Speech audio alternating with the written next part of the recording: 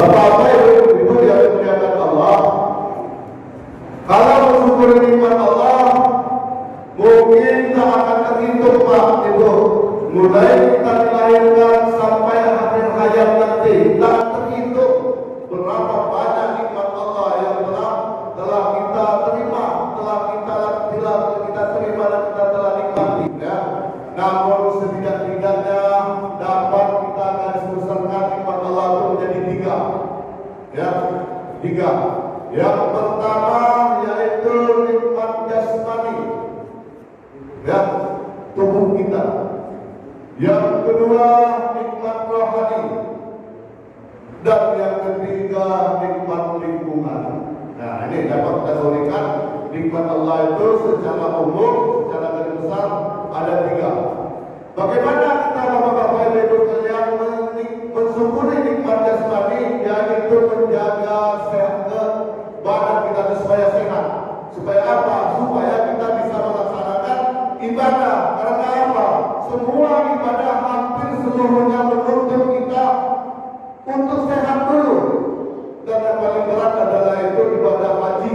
Itu wajib betul-betul sehat. Kenapa? Agar terlaksana dengan baik. Ya, macam mana Pak kalau kita sakit-sakitan mau sahur aja susah, mau sholat tahajud aja susah. Ya, mau macam mana mau duduk-duduk mau lama kenapa asal urat. Nah ini. Jadi memang kita dituntut dalam Islam ini untuk sehat. Supaya apa? Bisa kita melaksanakan amal ibadah dengan baik. Kalau sudah baik amal ibadah kita, insya Allah akan khusyuk. Ya, macam mana lah mau ibadah kita mau khusyuk kalau pinggang sakit? Ya Allah, sakit pinggang ya Allah. Ah, itu. Jaga pola makan kita supaya sehat.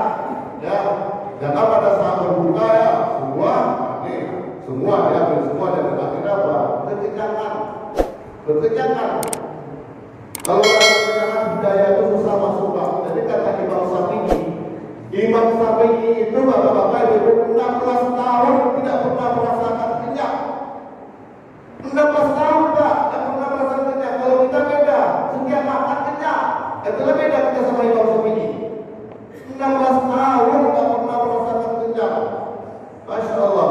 Makanya hidayah mudah masuk. Jadi bertanya muridnya kepada yang guru, kenapa kau tak kenyang selama 16 tahun? Payah hidayah masuk.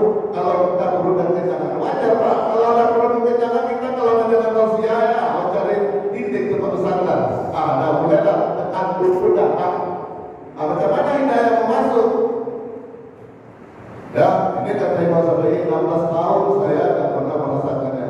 Ya, makanya kajian beliau sampai saat ini menjadi pedoman bagi kita semua. Jadi nikmat pertama yang perlu kita syukuri yaitu nikmat jasmani, menjaga badan kita supaya sehat. Ya, supaya kita bisa melaksanakan amal ibadah kepada Allah SWT. Cuma satu bapak-bapak ibu yang tak begitu menuntut kali kita beribadah supaya tidak sehat, yaitu salah satunya berhusnuzon sama Allah Ta'ala. Ini karena berhusnuzon Allah Ta'ala ini kapan dan dimanapun dan seperti apapun situasi kita, ini tak begitu menuntut kita sehat. Ya, berhusnuzon salah satunya amal ibadah kita kepada Allah yang tak menuntut kita sehat, yang tidak ada kandungan ria di sana. Ya, kenapa? Orang tak tahu kita kapan kita berhusnuzon kepada Allah Ta'ala. Ini satu-satunya amal ya yang tak menuntut kita sehat, yang tak menuntut kapan waktunya, adalah salah satunya berhusnuzon kepada Allah. Bapak-bapak ibu yang dimuliakan Allah. Kemudian yang kedua, mensyukuri nikmat rohani. Bagaimana kita mensyukuri nikmat rohani? Ya, ini mengisi rohani kita ini dengan ilmu pengetahuan. Ya, tuntut ilmu. Bapak-bapak ibu sekalian, menuntut ilmu itu fardu ain Pak. Jangan salah, fardu ain. Wajib bagi kita menuntut ilmu.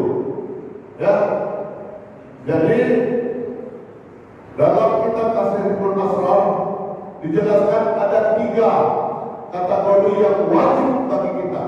Yang pertama, ilmu fikih.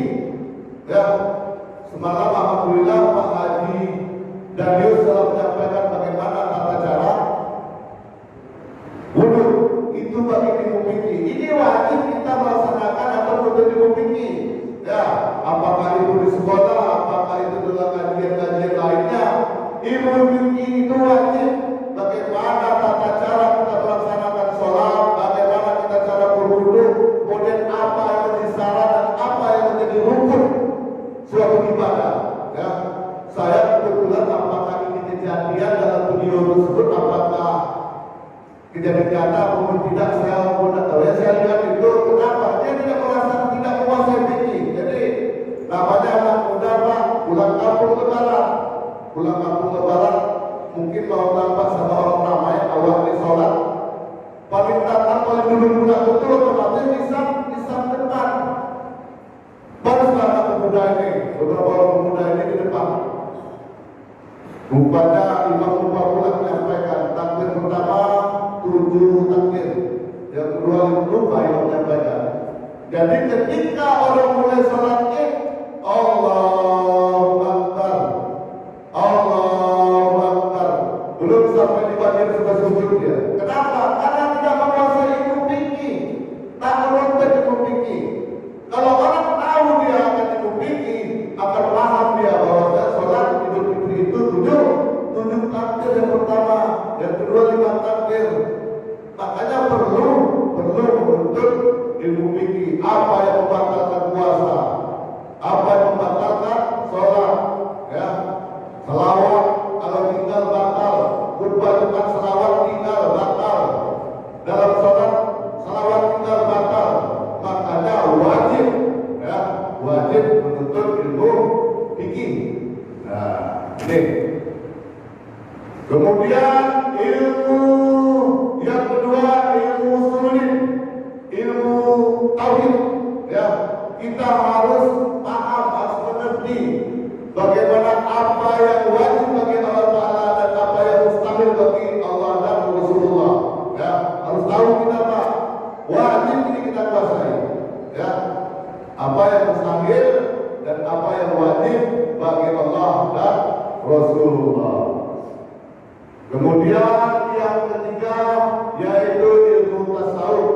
Ya, ilmu tasawuf kita harus paham apa yang membatalkan amal ibadah kita, apa yang membatalkan pahala dan ibadah kita tadi. Itu adanya ilmu tasawuf agar kita terhindar dari sifat riya, sombong. Kita harus menguasai ilmu tasawuf. Ya, mungkin nanti Pak Arif kalau bisa sekali-sekali diundangkan di tasawuf di sini Pak Arif. Jadi apa? Karena ini merupakan suatu kewajiban. Ya. Jadi kita harus belajar juga apa, ya, ilmu tasawuf seperti apa.